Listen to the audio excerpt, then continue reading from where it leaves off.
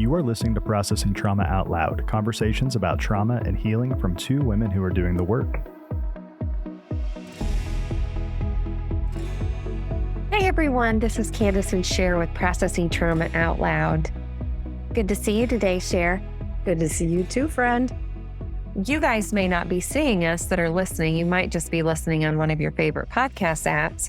But Sher and I are also on YouTube if you want to come watch us have this discussion. We are super excited about what we're going to talk about today. Coming after the last 3 episodes, we discuss what does it mean as women to be connected to your body or to be disconnected, which led us to what we're going to talk about today, and that is desire. What does it mean as a woman to have desire, and what is desire? There's a lot around this topic, and the reason why Sher and I know that there's a lot around this topic is because a few weeks ago, we brought this to a group, there's 10 of us, women, and Sher sent out an email to provoke the conversation before we met to talk about it. And today, in this episode, we're just going to do a basic introduction, but I'm looking forward to the next few weeks. Well, we're going to get into some specific questions that will give you as listeners, maybe think about some things that you haven't thought about or have been afraid to talk about. So Sher, if you want to just read, we're going to have a little bit of reading time with Sher. Just the first paragraph of this email that she sent out, it was just so beautifully written. Thank you. We were created to be women of desire. And actually, we are women of desire. As children, we had imagination and curiosity about goodness that was coming for us. Often, however, life has taught us that our desires can be dangerous and can result in hurt and pain. Desire, then, can become an area where we are at war more than at peace, resulting in our tendency to work hard to block our own desire and prevent ourselves from hoping for goodness. What have you done with your desire? Let's start with childhood, since this is a podcast on healing childhood trauma.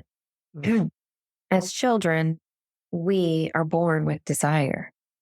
We can't articulate it for a while, but desire is a God-given gift because it's in our desires that we experience the fullness of being human and being all that we were created to be.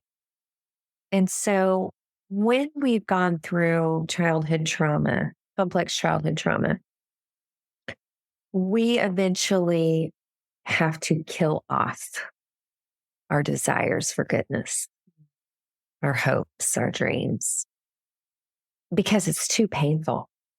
And like you said, we get the message, maybe directly or indirectly, that our desires are bad or dangerous. Now, one thing I do want to say really quick before we get into this vast topic is that when you're looking at desires that are coming from a place of something that will hurt yourself or hurt another person, okay? It means that you need healing. It means that what's really going on underneath that needs to be addressed. So it is trying to get something in a way that isn't going to be good. I want to get that out of the way because we're not just talking about anything goes. We're just talking about we were created to be women of desire. And I'm even as you're talking, Kandace, I'm thinking about my 7-month-old granddaughter and how she does express her desires, not just her needs, but now she's at that age already at 6 months old where she's expressing desire. No, I don't want this toy. I want that toy. Or no, I don't want to lay down on the floor. I want you to hold me. Or these are desires that she is communicating, and actually quite clearly at times. And I love it. It's such a joy to be able to be responsive to what she is expressing as her desires, as this little tiny baby girl. Not just me, I watch her brothers do it. And I watch, not that the whole world is revolving around her, maybe in a way I'll say it is. And what a beautiful thing that is. She's learning. At this young age, I have a voice and my voice matters. And that much of the time, my world around me is responsive when I let them know what I want. We learn pretty young, I think that's no longer true. I think what we're talking about here is that we were created with this sense of desire, and life knocks it out of us. Here we are, reopening this window and saying, how can I reconnect in a new way at this age and stage of life and open my heart to even discovering, what do I desire at this point in my life? What is it that I really want? And do I have the courage to ask for it or to move toward it? And when we're talking about desire, everything is on the table, right? A lot of times when we use the word desire, our first response told, you are a woman of deep desire, that our first response was shame. And then coming into that realization, what does that mean? I feel like I'm all over the board here, but I think that's okay. No, that's just true. I remember my very first story group where at the end, when we spoke blessings over one another, I was named that and I pulled back because the association of that word with my story, I had not been able to separate out what was true and what wasn't. And is desire even okay? We won't go deep into this. I think then we get into religious circles in the church or whatever, and there's a fear there. So instead of being able to have honest conversations about desire and longing, it gets shut down. I almost feel at times there can be this sense of, and tell me if this isn't correct, but would you say that you feel that women are sometimes ridiculed or mocked for what we desire?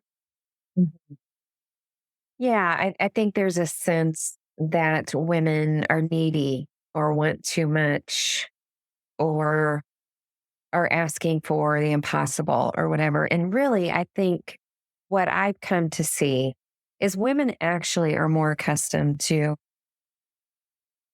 getting crumbs. And so if you have had childhood trauma and you survived on crumbs. Yeah.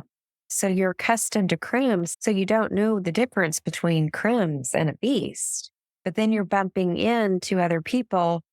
Why do these crumbs still leave me so hungry for more? And then you have these experiences around other women and you notice it's like a child who doesn't know they're in a home that's not healthy until they go to other children's homes.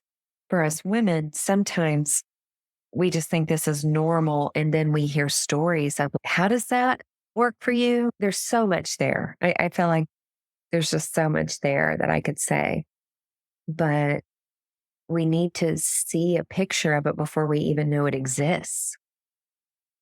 It's so true, Kandace. And I think it has been interesting. The more I step into my healing and the more that I am rubbing shoulders with others who are also stepping into their healing, that it's almost like the sense of freedom to desire more is opening.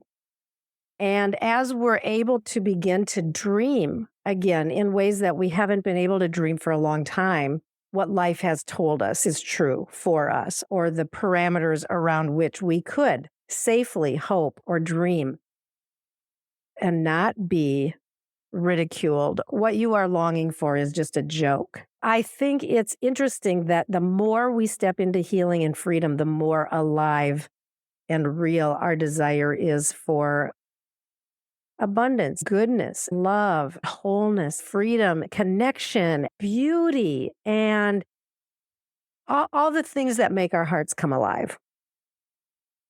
Yes, I want to go back to this idea of being accused of being needy. I think a lot of women have faced that accusation at some point.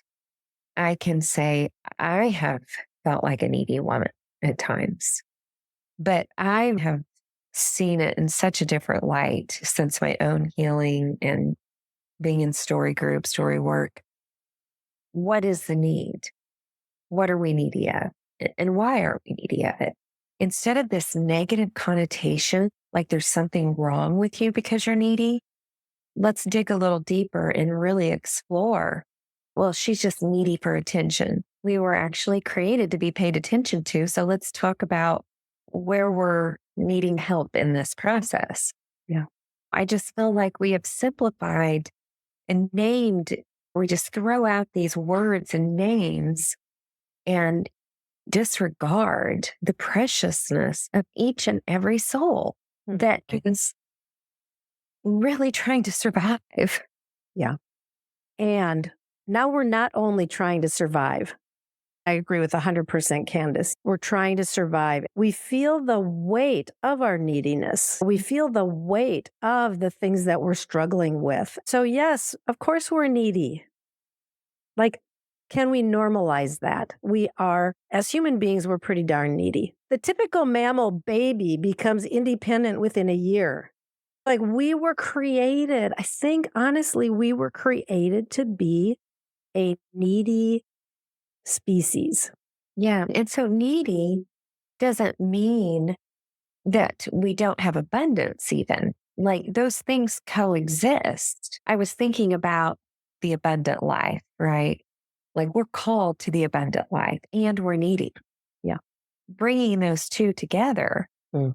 the idea that there's this concept of the abundant life. What does that mean? What does that look like? And how do I reconcile that with these needs? We have reconciled it within some of our communities that we just show up. I feel the abundance of life when I show up needy, and y'all are there to help meet my needs. Yeah.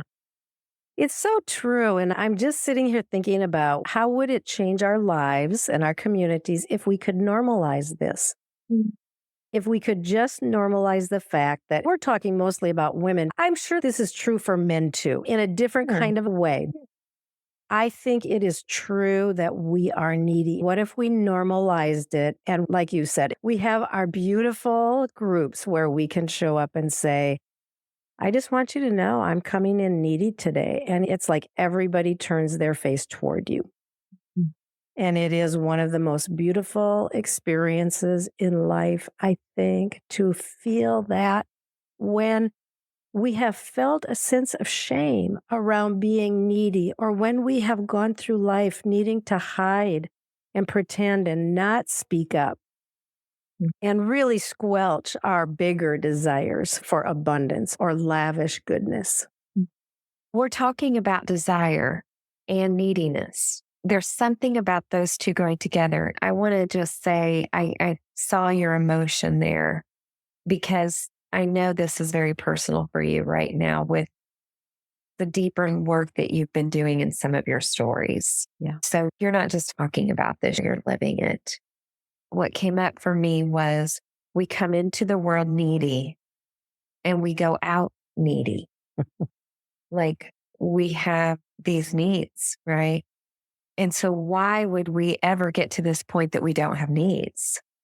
Yeah. It really is a continuum of needs in different ways in different seasons. Yeah. So true. And I love where we're going with this today. I think we're setting the stage for some upcoming conversations where we're going to go into just talking about some areas where we are exploring what does it mean to be women of desire? What does it mean to be women where we can normalize and where we are normalizing this? And we want to open the door on this conversation, especially because, frankly, It's just not talked about very much.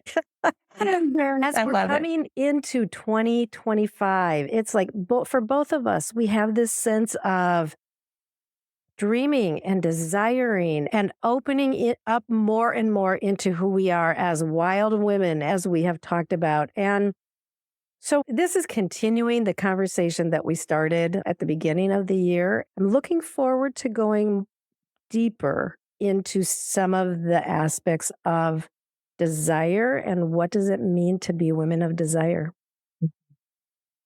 Yeah, I think I want to close out with this thought. To identify your needs and know your needs is the doorway to desire. Yeah. If you don't know or feel your need, what are you going to desire? Mm. I look forward to continuing this discussion as we go deeper into what does it mean to be a woman of desire, a wild woman of desire. Woo-hoo! Good to be with you, friend. Good to be with you too. Love you. Love you. Thank you for listening to Processing Trauma Out Loud. Make sure to check out the show notes for links to suggested resources and social media. Like, subscribe, and follow to keep up with our weekly content. And if you don't mind, take a moment to rate and review us. Your feedback is extremely valuable and contributes to the success of this podcast. One last thing. If you have found this podcast helpful in any way, or if you have questions on how to take the next steps on your healing journey, please reach out to us via email at KandaceSher@gmail.com. That's KandaceSher@gmail.com. Our sound engineer is Jeremiah Jones of Auditory LLC. We welcome you to join us for more conversations soon. Take care.